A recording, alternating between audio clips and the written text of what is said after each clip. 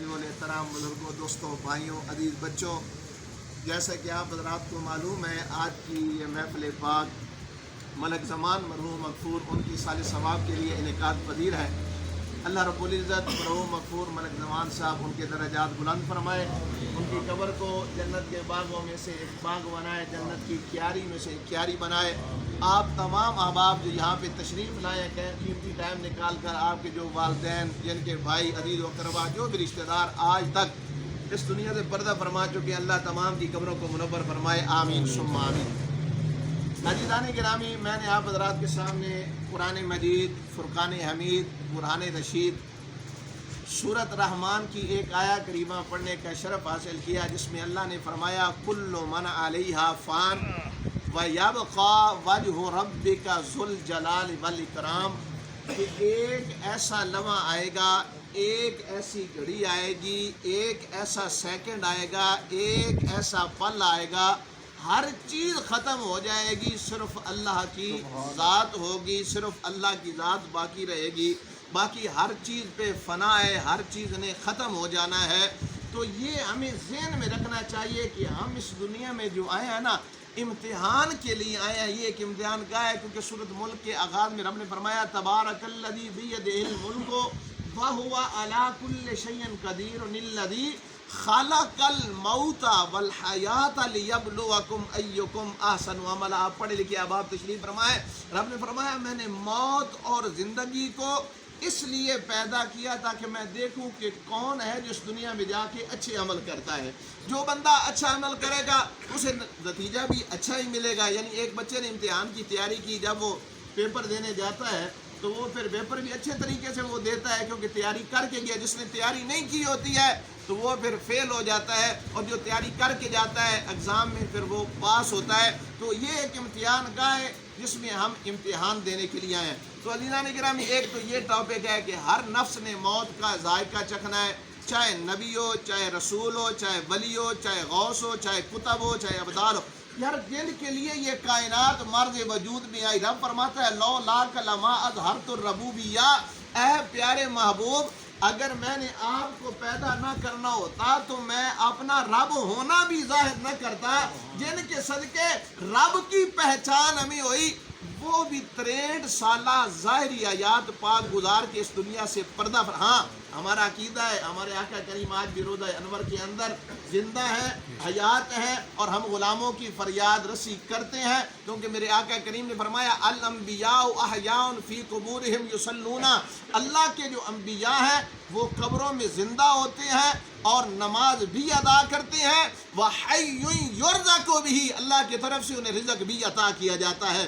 وہ کیسی زندگی ہے وہ رب جانتا ہے یا رب کا محبوب جانتا ہے۔ ہم یہاں پہ امتحان کے لیے آئے ہیں تو ہمیں ہر وقت تیاری حالت میں رہنا چاہیے۔ زمان صاحب چلے گئے، کل ایک اور عزیزہ اس دنیا سے رخصت ہوئی، وہ تو چلے گئے، ہمیں یہ پیغام دے گئے کہ ہم جا رہے ہیں، تم لوگ بھی اپنی تیاری کرو۔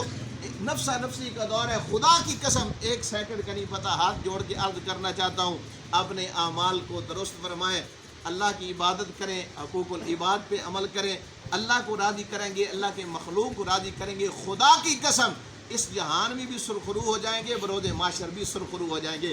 میرے آقا کریم تشریف فرما، امام حاکم نے المستدرک کے اندر اس روایت کو نقل فرمایا، ایک صحابی حاضر ہوا، اوصنی یا رسول اللہ، یا رسول اللہ مجھے کچھ نصیحت فرمائیے، کچھ نصیحت کیجیے۔ میرے آقا نے فرمایا میرے غلام سن، اگر تو نے میرے سے نصیحت کا پوچھا ہی آنا تو اغتنم خمسن قبل خمسن، 5 چیزوں کو غنیمت سمجھو 5 چیزوں سے پہلے پہلے۔ توجہ کے ساتھ یہ حدیث سماعت فرمائیے گا۔ میرے آقا نے فرمایا 5 چیزوں کو غنیمت سمجھو 5 چیزوں سے پہلے پہلے۔ تو صحابی نے عرض کیا یا رسول اللہ وہ 5 چیزیں کیا ہیں؟ میرے آقا نے فرمایا اغتنم شبابک قبل حرمک، اپنی جوانی کو غنیمت سمجھو اس سے پہلے پہلے کہ تم بوڑھے ہو جاؤ، کیونکہ در جوانی توبہ کردن شیبہ پیغمبری، وقت پیری گرگ ظالم میں شبد پرہیزگار۔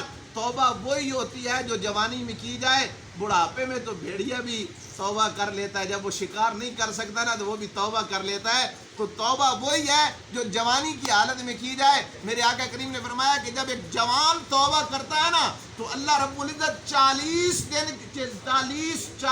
دن کے لیے مشرق مغرب کے قبرستانوں سے عذاب کو اٹھا لیتا ہے۔ تو یہ جوانی توبہ کرنا، جوانی میں توبہ کرنا اللہ کے پیغمبروں کا طریقہ ہے۔ تو عزیزان گرامی، میرے آقا نے فرمایا اغتنم شبابک قبل حرمک، اپنی جوانی کو پاک کر، اپنی جوانی کو صاف کر، اپنی جوانی میں اللہ کی عبادت کر، اللہ کو راضی کر۔ آگے میرے آقا کریم نے فرمایا اغتنم غناک قبل فقرک، اپنے مال دولت کو غنیمت سمجھ اس سے پہلے تیرا مال دولت ختم ہو جائے۔ ہم نے کئی مثالیں دیکھی ہیں، رات کو وزیر ہوتے ہیں، صبح اسیر ہوتے ہیں، مال دولت ان کا ختم ہو جاتا ہے۔ تو میرے آقا نے فرمایا اپنے مال دولت کو غنیمت سمجھ اس سے پہلے کہ تیرا مال دولت ختم ہو جائے۔ من جاء بالحسنات فَلَهُ عَشْرُ أَمْثَالِهَا، اگر تو اللہ کی راہ میں 1 روپیہ دے گا اللہ اس کے بدلے تجھے 10 گنا زیادہ اجر عطا فرمائے گا۔ آگے میرے آقا کریم نے فرمایا اغتنم صحتک قبل سقمک، اپنی صحت کو غنیمت سمجھ اس سے پہلے کہ تو بیمار ہو جائے۔ عزیزان گرامی، آج ہم مسجدوں میں دیکھتے ہیں، ہماری مسجد میں 25 کرسیاں پڑی ہوئی ہیں، لوگ پڑھتے ہیں کرسی میں، ان کا دل کرتا ہے کہ ہم زمین پہ سجدہ کریں، پیشانی ٹیکیں، لیکن مجبوری ہے، گھٹنے جواب دے گئے ہیں، کسی کا لک جواب دے گیا ہے، کسی کے مورے جواب دے گئے ہیں۔ ان کا دل کرتا ہے کہ ہم بھی زمین پہ سجدہ کریں، کیونکہ زمین پہ سجدہ کرے قیامت والے دن وہ زمین کا ٹکڑا بھی اس کے لیے شفاعت کرے گا۔ یہاں پہ اس نے سجدہ کیا ہوتا ہے تو یہ مسئلہ بھی ذہن نشین کریں، نماز الگ الگ جگہوں پہ پڑھا کریں تاکہ ساری مسجد آپ کے لیے شفاعت کرے قیامت والے دن۔ تو ان کا دل کرتا ہے کہ ہم سے، لیکن اب کیا ہے، ان کی صحت ساتھ نہیں دیتی ہے۔ تو میرے آقا نے فرمایا اغتنم صحتک قبل سقمک، اپنی صحت کو غنیمت سمجھ اس سے پہلے کہ تو بیمار ہو جائے۔ آگے میرے آقا کریم نے فرمایا اغتنم فرغک قبل شغلک، اپنے فارغ ٹائم کو غنیمت سمجھ اس سے پہلے کہ تو مصروف ہو جائے۔ اور 5واں فرمایا اغتنم حیاتک قبل وفاتک، اپنی زندگی کو غنیمت سمجھو اس سے پہلے کل نفس ذائقۃ الموت کا حکم آ جائے، پھر توبہ کا دروازہ بند ہو جائے گا۔ اس سے پہلے توبہ کر لو، رجوع اللہ کر لو، اللہ کو راضی کر لو۔ اللہ راضی ہو گیا، خدا کی قسم قبر میں بھی سرخرو ہو جائیں گے، برود معاشر بھی سرخرو ہو جائیں گے۔ ایک مسئلہ تو یہ ہو گیا، اور دوسرا مسئلہ ہر مکتبہ فکر سے تعلق رکھنے والا بندہ یہاں پہ بیٹھا ہے، ماشاءاللہ پڑھے لکھے افراد تشریف فرمائے، ذہن میں سوال پیدا ہوتا ہے۔ زمان صاحب اس دنیا سے رخصت ہوئے تو آج ہم ان کے اصال ثواب کی محفل کے حاضر ہوئے ہیں، تو کیا یہ عمل قرآن اور حدیث کے مطابق ہے؟ تو الحمدللہ ثم الحمدللہ، ہمارا وہ عقیدہ ہے جو اللہ کا قرآن ہے اور دوسرا پیارے آقا کا پیارا فرمان ہے۔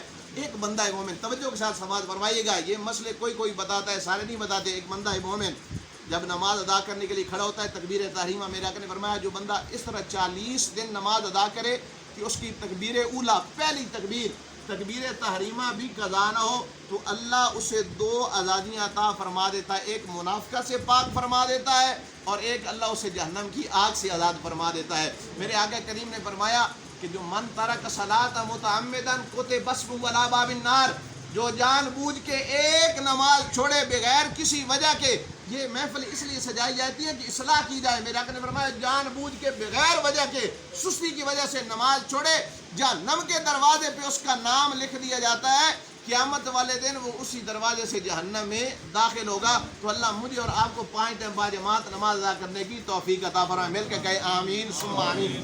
عزیزان گرامی، میرے آقا نے فرمایا جب بندہ مومن نماز پڑھتا ہے، اللہ اکبر، تکبیر تحریمہ، اس کے بعد ثنا، تعوذ، تسمیہ، سورۃ فاتحہ، پھر سورت، پھر اس کے بعد رکوع کرتا ہے، پھر قومہ کرتا ہے، پھر سجدہ، جلسہ، جب آخری اتحیات بیٹھتا ہے نا، اتحیات پڑھنے کے بعد، تشہد پڑھنے کے بعد، درود ابراہیمی کے پڑھنے کے بعد ایک دعا ہم پڑھتے ہیں جس کو دعائے ابراہیمی کہا جاتا ہے۔ کیا کہا جاتا ہے جی؟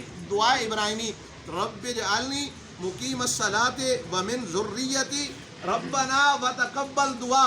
آگے جملے ربنا اغفر لی، اللہ کا قرآن ہے، 13واں سپارہ ہے، کسی مولوی کی بات نہیں، علامے کی بات نہیں، فہمے کی بات نہیں، اللہ کا کلام ہے۔ خدا کی قسم ہر مولوی علامے فہمے کی بات جھوٹی ہو سکتی ہے، نہ اللہ کا کلام جھوٹا ہو سکتا ہے، نبی پاک کا فرمان جھوٹا ہو سکتا ہے۔ رب فرما رہا ہے ربنا اغفر لی، اے نماز پڑھنے والے دعا مانگ، یا اللہ میری مغفرت فرما۔ کیا دعا مانگ؟ ربنا اغفر لی، میری مغفرت فرما، والدیہ، میرے والدین کی مغفرت فرما، وللمؤمنین یوم یقوم الحساب، اور قیامت والے دن تمام مومنین کی مغفرت فرما۔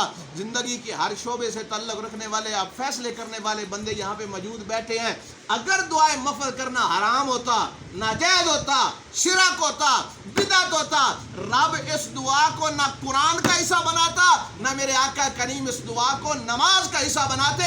رب نے اس دعا کو قرآن کا حصہ بنایا، میرے آقا نے اس دعا کو نماز کا حصہ بنایا۔ معلوم ہوا آج ہم فوت شدہ کے لیے جو اصال ثواب کی محفل سجاتے ہیں، یہ عین قرآن پہ عمل کرتے ہیں اور پیارے آقا کے پیارے فرمان پہ عمل کرتے ہیں۔ اب سنیے حدیث، اس لیے اور بھی آیتیں میں پڑھ سکتا ہوں لیکن ٹائم بہت مختصر ہے۔ حدیث سنیے، میرے آقا کا پیارا فرمان سنیے اور اس زبان سے نکلی، وَالنَّجْمِ إِذَا هَوَىٰ مَا ضَلَّ صَاحِبُكُمْ وَمَا غَوَىٰ وَمَا يَنطِقُ عَنِ الْهَوَىٰ إِنْ هُوَ إِلَّا وَحْيٌ يُوحَىٰ۔ رب فرماتا ہے پیارے حبیب، اپنی زبان سے تو نہیں بولتا، میں رب بولتا ہوں۔ میرے آقا جو بھی کلام کرتے ہیں وہی یہ الہی ہے۔ میرے آقا کریم صلی اللہ علیہ وسلم تشریف فرمائے، ایک صحابی حاضر ہوا، اور یا رسول اللہ میری والدہ وصال کر گئی، وقت وصال میں اپنی والدہ کے پاس موجود نہیں تھا۔ یا رسول اللہ صلی اللہ علیہ وآلہ وسلم، اب بعد از وصال میں اپنی والدہ کی طرف سے صدقہ کروں، ان تصدقت عنہا فہل لہا اجر، کیا میری والدہ کو ثواب ملے گا؟ تو میرے آقا کریم نے فرمایا نہ۔